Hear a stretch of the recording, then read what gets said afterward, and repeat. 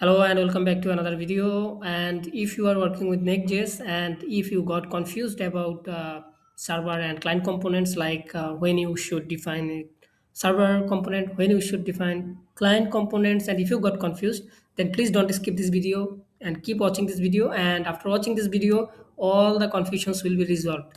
So let's jump into it. So the default rule, the server components basically are the default. I mean, by default, all components is server components, but only at use client when you need it. It means like your intention should be server components based, but you should create a client component when it actually needed. Otherwise, please don't create a client component. But actually, there are reason behind it. So you should start with server and then actually you opt into client. And so on server components you should so actually when you use server components, so use server when fetching data from database or apis, accessing secrets like if you access secrets like api keys or tokens from client, it can be it will be security issues. So you need to get those secrets from server components. And if you have like the large dependencies, then keep off client bundle and static content that doesn't change. Like let's say you have a like privacy and terms space, so you don't need to create a client component for it because the privacy and terms are not frequently changing. So you can create a privacy and terms page using server component, so it will actually make that page faster for the user. Here actually this is a server component example, so no use client needed. And here you can see it's query to the database for the products, and you can see API keys stay on server, and then the magic like you just show the data by fetching it from the server side. Now, what about client components? So use client when you need interactivity. I mean, if you need user interaction, it can be one click on chains. Then actually you need client components. And also if you have React hooks like use state, use effect, and if you also need to use browser APIs like local storage window, and also if you need some real-time updates like WebSocket, live data, and then obviously you need to define it as client. Because why you need to define this as client? Because you see all of those things actually not possible to do in server side. It actually needs the browsers things, and then as you can see you need to the user interaction, and also the things like use state, use effect. It actually depends on user interaction. I mean user data modification, and then you need to re-render. So those all kind of things actually you need to define that component to client component.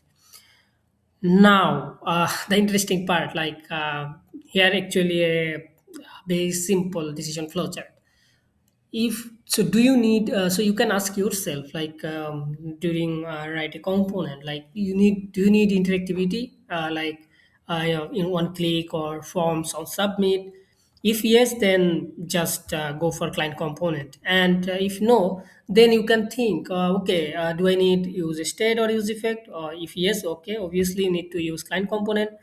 And then okay, you don't need any use state or use effect. Then you need to think, you need to ask yourself like, okay, so do I need any browser apis, or do I need anything that's actually related with browser? Okay, if yes, then okay, you can just write it client component, you can see. And if no, then if it is only related with like the initial fetching data, then obviously you should go for server component. Then if I compare, here is a comparison of like the side-by-side component, side-by-side comparison of server component and client component. And you can see on the left side, it's server component, which is actually fetch the API from and using the token. And on the right side, client component, you can see there are some on click, which is actually user interaction. And also you can see there is some user state, and it can be use effect, and it can be uses of any browser apis. The composition patterns would be like you have a server components, and inside the server components you can call a client component. So it can be possible. Is actually to optimize the user performance. And how you can do that? You can see from server component you can fetch the data and you can pass this data as a props to the client component. And on the client component you can manage your local state. Here is a quick reference or cheat sheet, the feature and when you actually use server or client. So async await in component actually server, and async await like async await component not supported in client actually. And if you use a state use effect, you should go for client yes, and on click on change, yeah, client yes, and access process env actually it should be like your project might have some environment variables, so and you need to get access those in env using process.env, and for that you need to define it on server. It's not possible to use it on client. And then direct database queries, yeah, you can obviously do it from client, but it's risky. You can do it from server and local storage or window. And yeah, obviously you need to do it on client and reduce bundle size. So on server component, like it actually reduce the bundle size, but if you do it on client, it actually adds the bundle, so your bill size like that will be higher.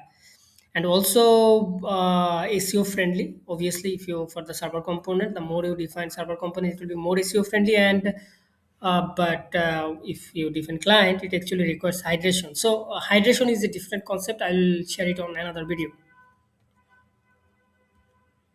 So if I put the summary, server components actually the data fetching, secrets, large depends depths, or static content. But on client components, obviously you need interactivity, hooks, browser APIs, and real-time access data. So the one theory, you should go for server default, but use client when you actually need it. So that's it. So I believe the confusion about the decision of server and client component now clear. And if you have any questions, just drop it in the comments and like and subscribe my channel. So that's it. Thank you.